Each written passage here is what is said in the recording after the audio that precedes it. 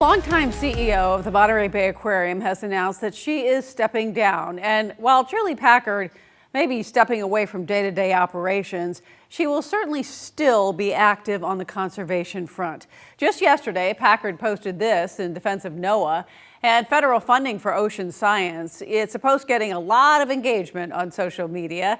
It says, quote, "Protecting the ocean has always been a bipartisan effort in Congress and across multiple White House administrations.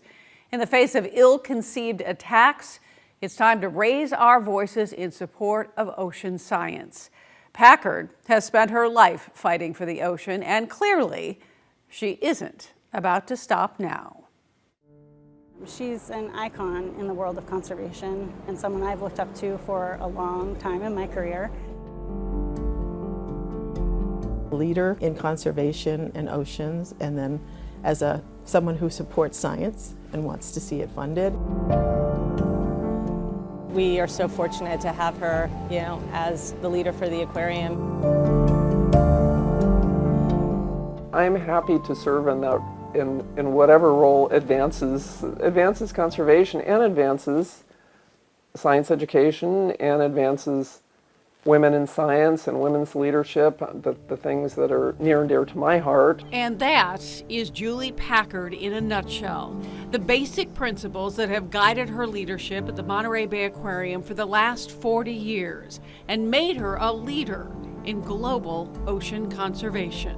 I believe the global aquarium community has a very, very exciting role to play in terms of building a global population that knows about the ocean, that cares about the ocean. The mission of the aquarium has always been to open up the underwater world of the Monterey Bay and inspire people to care and to be willing to fight for it. In our part of the world, wildlife recovery is such a shining star, and otters definitely on that list on their road to recovery.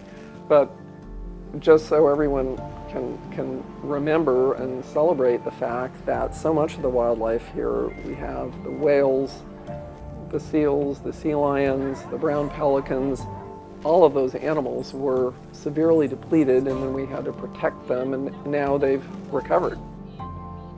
That is something to celebrate, which is fantastic, but we need to keep it going, especially in these times when, we can't take for granted all the environmental laws that we all put in place. Through advocacy and example, there have been some big wins for the aquarium over the years. Otter recovery, always a big part of the aquarium story.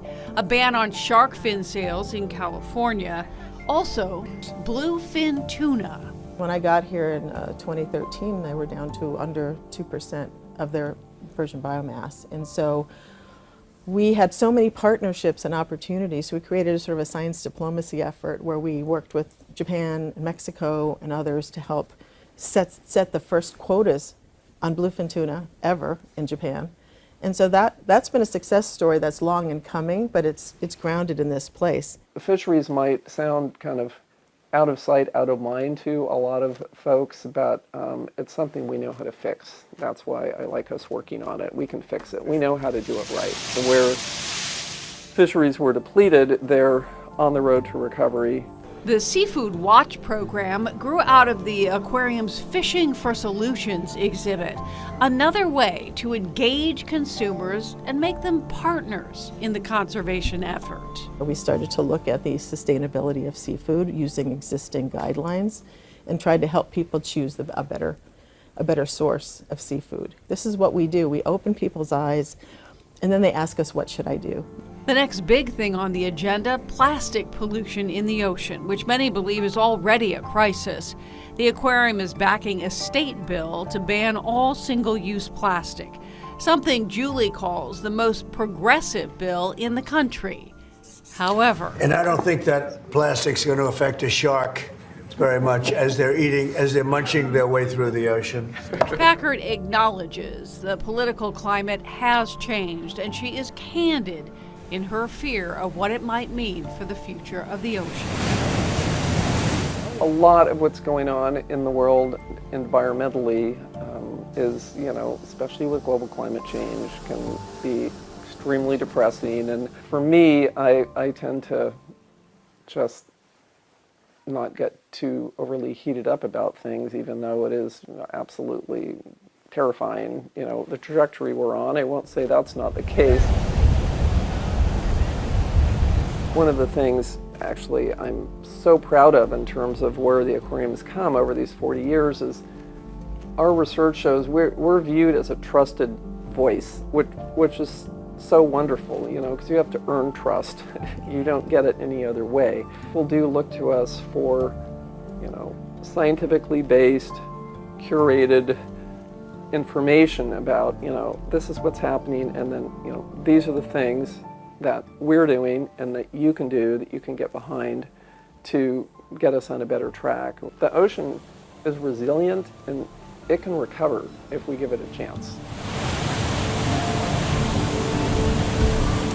Got to give it a chance.